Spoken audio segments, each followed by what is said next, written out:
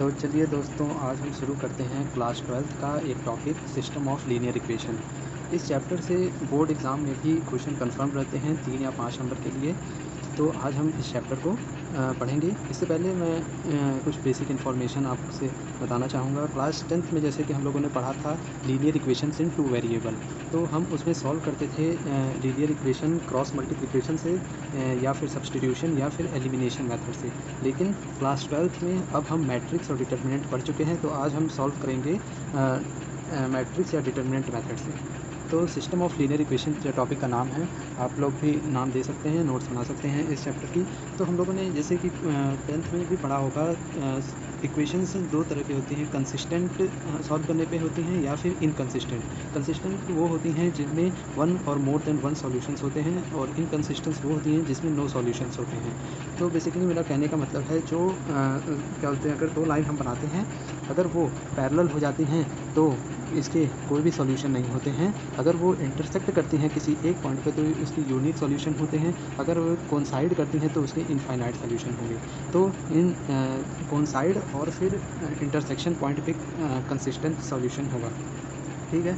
तो हम लोगों ने पढ़ा था जैसे general form of linear equation, तो उससे हम 3 इक्वेशन डराइव कर लेंगे, जैसे कि a1x plus b1y plus c1z equal to d1 let कर लेते हैं। ये पहला इक्वेशन हम डराइव करते हैं। दूसरा equation a2x plus b2y plus c2z equal to d2, ये सेकंड इक्वेशन हमारा है। और तीसरा a3x plus b3y plus c3z equal to d3, ये तीसरा इक्वेशन है। ठीक है। अब हमें इसे मैट्रिक्स के फॉर्म में कन्वर्ट करना है, तो उसके लिए हम ये मैट्रिक्स का साइन लगाते हैं।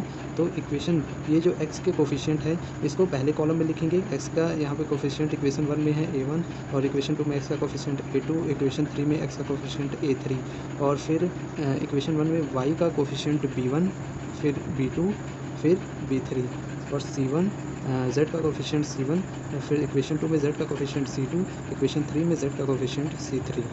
तो यहाँ से हम लोगों ने कोफिशिएंट्स का एक मैट्रिक्स फॉर्म जनरेट कर लिया है। इसके आगे जितने भी वेरिएबल हैं वो लिख लेते हैं हम, x, y और z, एक कॉलम में ये रहेंगे, और यहाँ का इक्वल टू फॉर्म यहाँ पे लगा देंगे।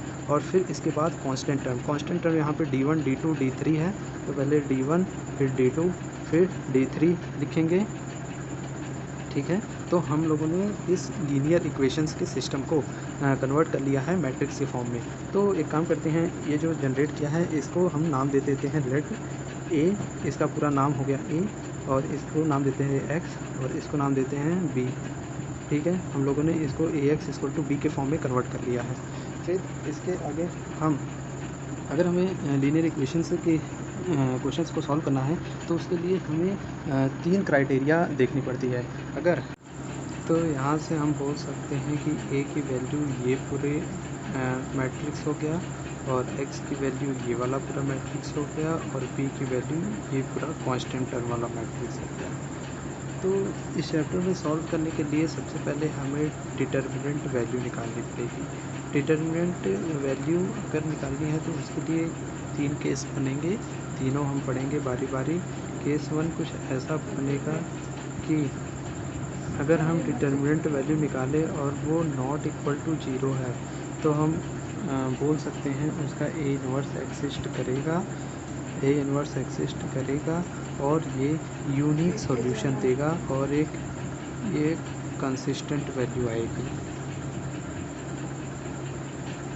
फिर दूसरा केस ये भी बन सकता है कि ए इन्वर्स इक्वल टू 0 आ जाए। ए इन्वर्स अगर 0 आ जाता है, तो इसके लिए हमें चेक करना पड़ेगा कि adjoint of A into B क्या आ रहा है। Adjoint of A into B अगर वो नॉट इक्वल टू 0 आ रहा है, तो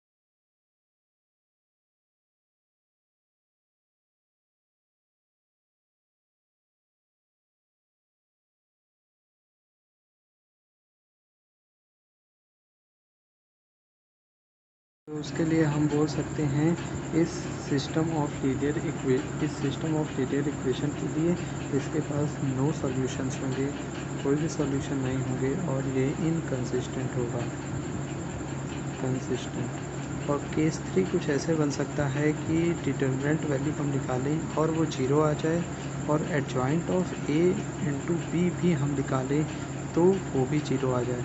तो इसके लिए इनफाइनाइट सॉल्यूशंस बनेंगे, इनफाइनाइट सॉल्यूशन बनेंगे और इनफाइनाइट सॉल्यूशन बनेंगे तो इसके लिए कंसिस्टेंट ये सिस्टम हो जाएगा। ठीक, यहाँ तक हम पढ़े हैं। तो